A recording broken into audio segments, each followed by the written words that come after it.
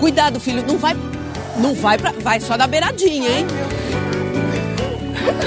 Não vai jogar em mim. Exatamente.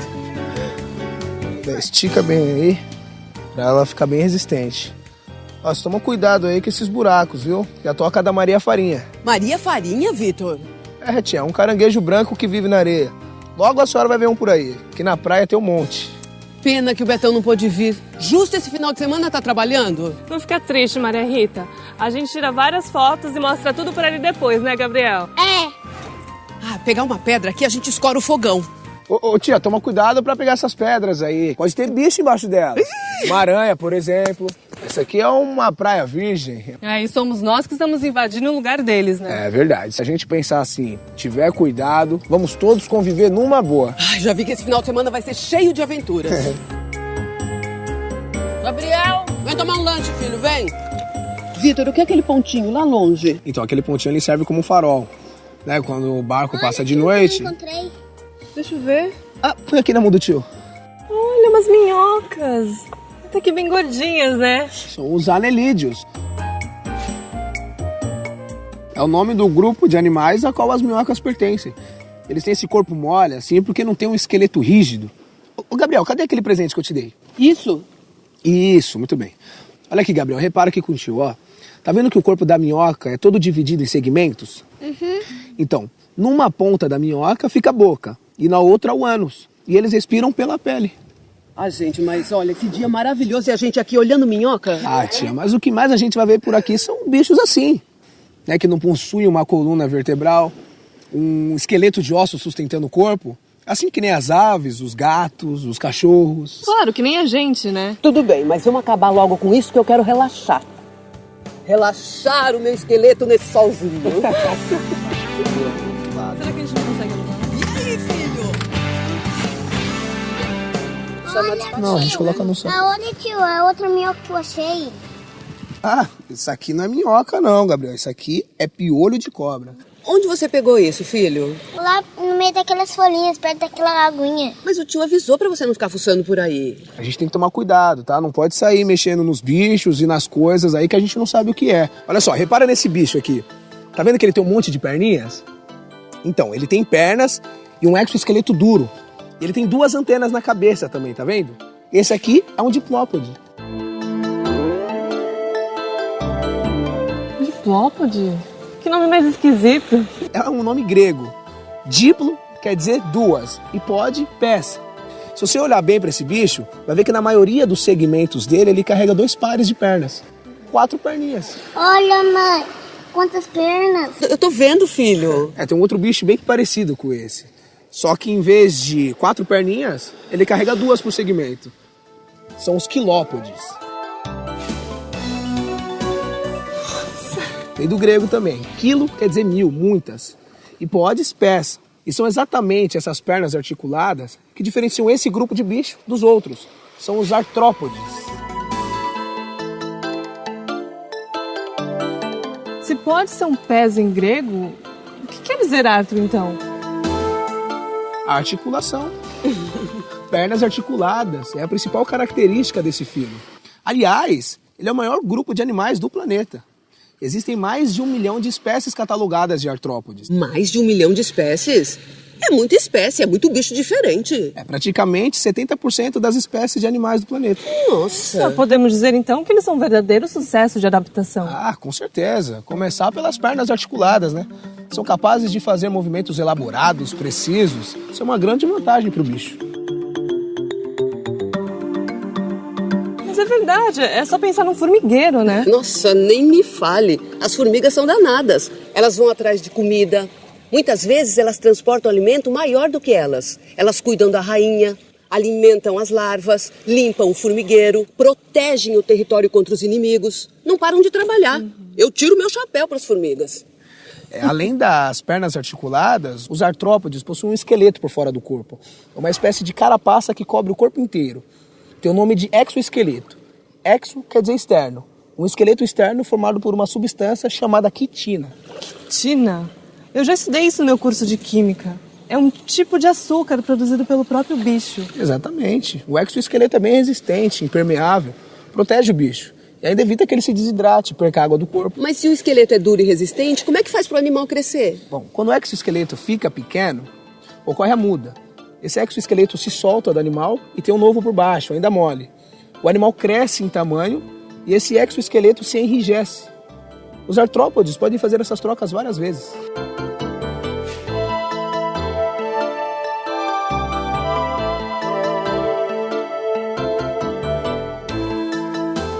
Todos os insetos são divididos em 3 partes. A cabeça, com 2 antenas, 2 olhos e uma boca.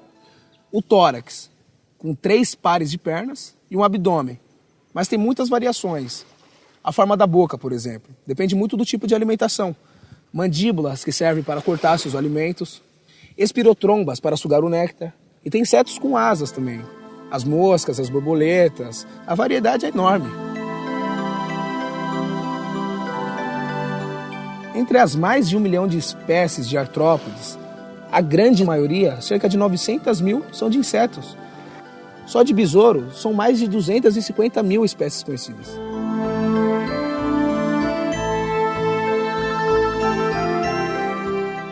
Nossa, mas tem alguma razão para essa tamanha biodiversidade? Eles têm uma grande capacidade reprodutiva. São os únicos artrópodes que possuem asas, o que ajuda na ocupação de quase todos os ambientes do planeta.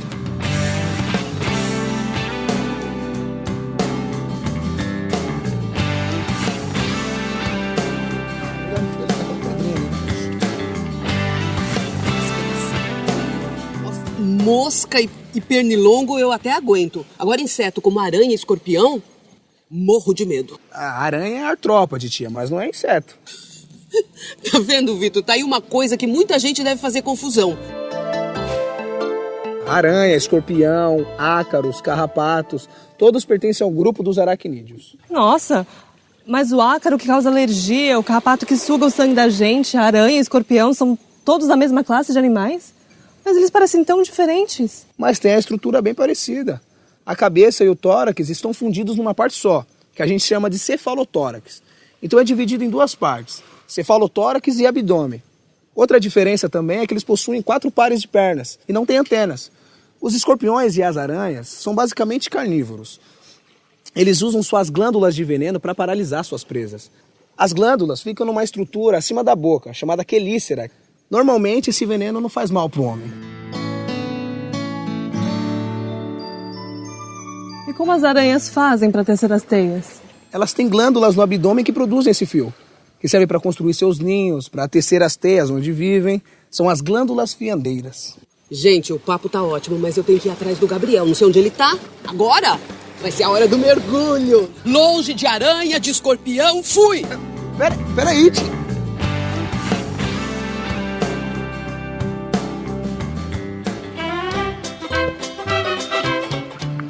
Olha, mãe, a Maria Farinha.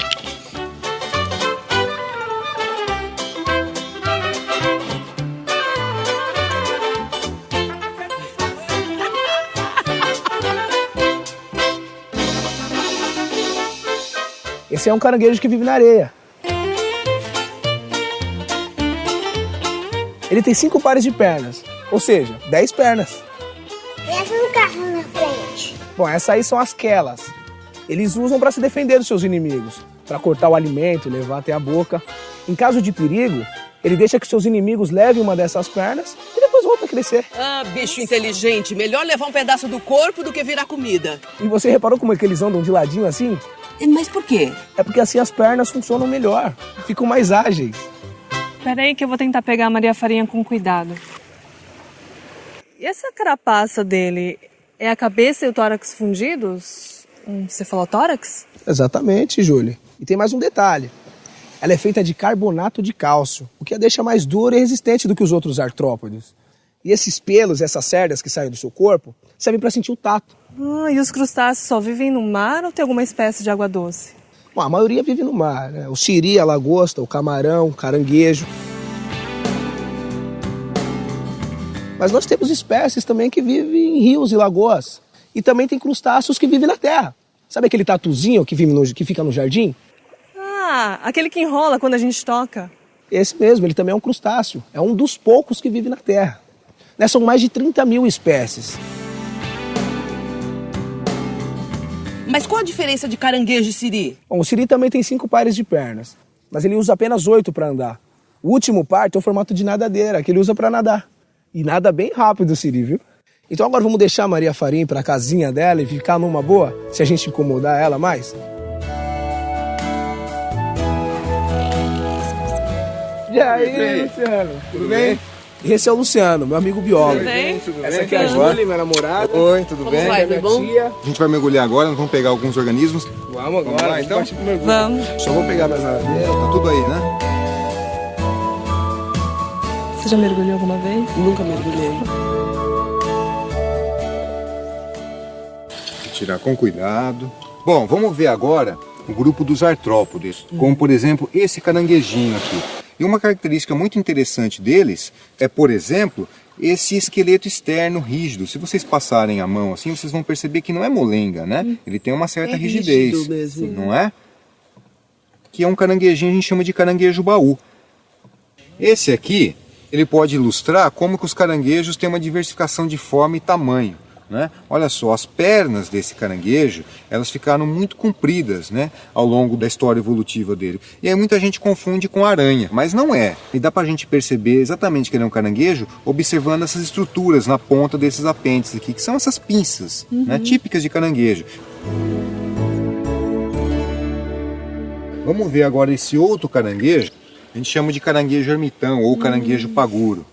A parte de trás do exoesqueleto dele, ou seja, o abdômen, é mole, né? O exoesqueleto não é tão rígido. Então, ele se valeu de uma estratégia bastante interessante. O ermitão, ele procura conchas de caramujos que estão desocupadas, né? Que portanto não foi ele que fez. Ele vasculha o leito do oceano à procura dessas conchas. E aí quando ele acha uma concha que ele acha que convém, ele começa a viver dentro. Então ele protege o abdômen contra a predação, contra o fato de se poder se machucar, né? Se ele se esbarrar em algum local. E ele começa a viver aqui dentro. O interessante é que quando ele cresce, o ermitão procura uma concha nova, maior, e aí ele se muda para essa nova concha. Vamos colocá-lo de volta aqui. Bom, então vamos observar primeiro essas esponjas, olha aqui. Que são 2 espécies de esponjas, bastante comuns aqui. Né? São animais bastante diferentes assim de outros, porque eles não têm movimento, não têm boca, né? Então quando a gente pensa em animal, a gente pensa sempre em algum bicho pulando, nadando, escavando, correndo, subindo em árvores, né? E as esponjas, como são seres muito primitivos, não desenvolveram algumas estruturas de locomoção ainda, né? Como tecido muscular, então elas não têm movimento.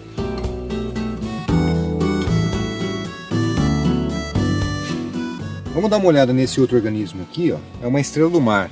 Ele é um equinodermo. Eu coloquei ela aqui com a parte da boca virada para cima para a gente poder observar os pezinhos ambulacrais. São essas estruturas pequenininhas aqui se mexendo, percebe? Mas como ele gruda?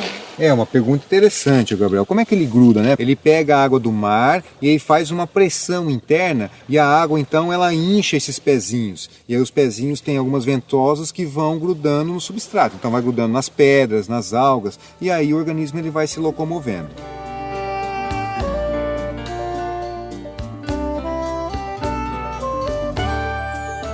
Vamos ver agora um outro animal equinodermo, que é um ouriço do mar.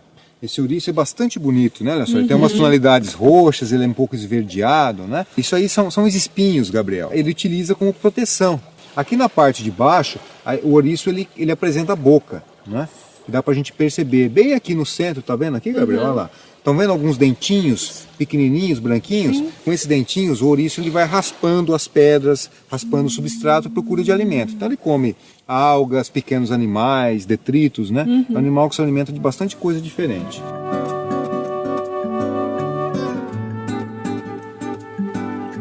Esse outro animal aqui, ele também é um equinodermo, mas ele é bastante diferente, né? Esse aqui já é um pouco como molengão.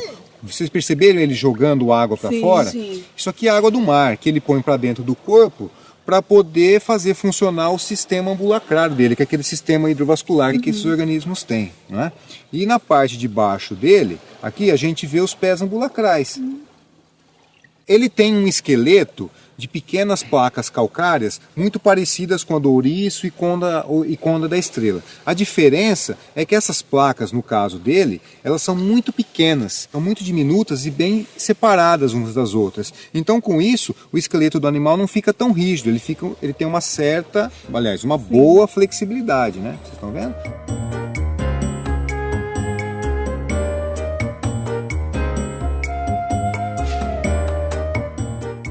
Bom, vamos falar aqui agora um pouco dos moluscos. Eu e o Vitor coletamos aqui alguns caramujos. Eles são gastrópodes, né? Se a gente virar eles aqui, dá pra gente perceber a abertura da concha.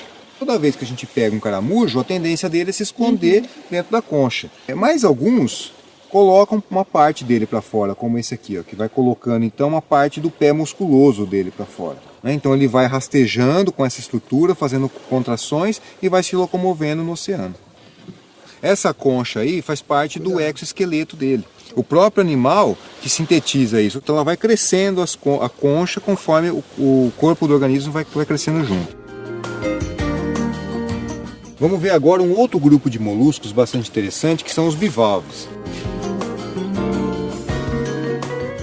Eu e o Vitor coletamos esses mexilhões aqui. Como o próprio nome diz, bivalve de bivalve, ou seja, duas válvulas, duas conchas. Então tem duas conchas que se fecham e o organismo fica lá dentro.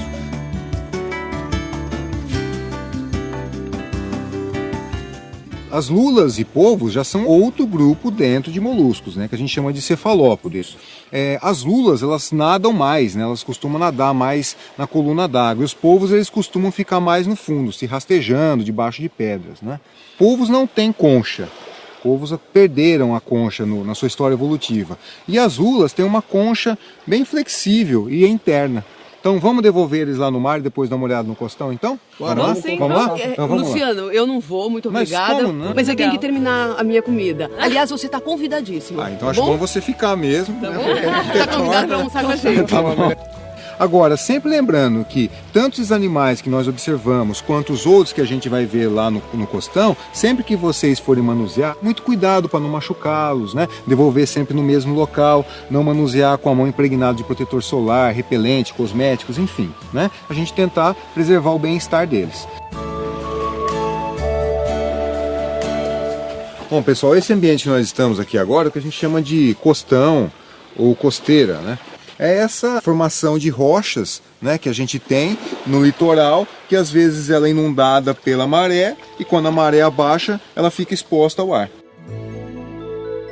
E o interessante é que aqui dá para a gente observar vários organismos que estão adaptados justamente a essa variação. Então é uma vida dura aqui, né? Eles às vezes sofrem com ressecamento, né? E sol, às vezes chuva, né? Então nesta pedra aqui, se a gente observar bem, dá para a gente perceber algumas protuberâncias, umas coisinhas em cima das pedras. Isso aqui são cracas. É um crustáceo. Elas têm um conjunto de carapaças que se fecha quando a maré abaixa, então o organismo fica lá dentro esperando, né, se protegendo do calor, se protegendo da desidratação, fica lá dentro fechado e quando a maré sobe, então essas carapaças se abrem, aí o organismo então pode fazer circular água, pode se alimentar, né? Então aqui nas pedras, além das cracas, a gente pode encontrar um caramujinho muito pequenininho. Esses caramujos, eles se adaptaram também a viver nessa parte do costão, onde a maré não chega, ela não encobre. Então eles só vivem de alguns borrifos de água, e aí esses borrifos fazem com que algumas bactérias, algumas pequenas algas acabem vivendo em cima das pedras, e eles vão raspando esse alimento. Ô Luciano, explica pra Júlia também que aqui nesse ecossistema pode aparecer algumas anêmonas também, não é? Normalmente elas ficam debaixo das pedras, aquelas pedras onde bate mais água. Vamos ver ali. Tá vendo como ela se fixa na pedra, né, a parte de baixo. Ela tem uma estrutura meio circular assim, né? E aí na parte de cima tem essa coroa de tentáculos, né? Esses tentáculos, eles têm células urticantes e aí conforme a água traz o alimento, que são pequenos animais, eles são intoxicados e aí ela consegue se alimentar.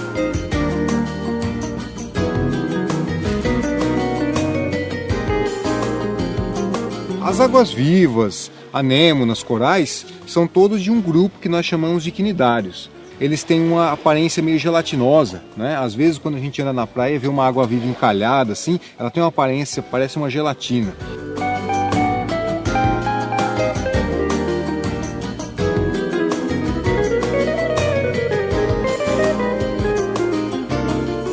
E aí, Luciano, vamos voltar lá para o acampamento, que eu acho que a minha tia tá fazendo aquele rango. É, eu acho que Legal, hein? tá na hora, né? Tá legal, né? A gente já aprendeu bastante. Aprendeu, Gabriel?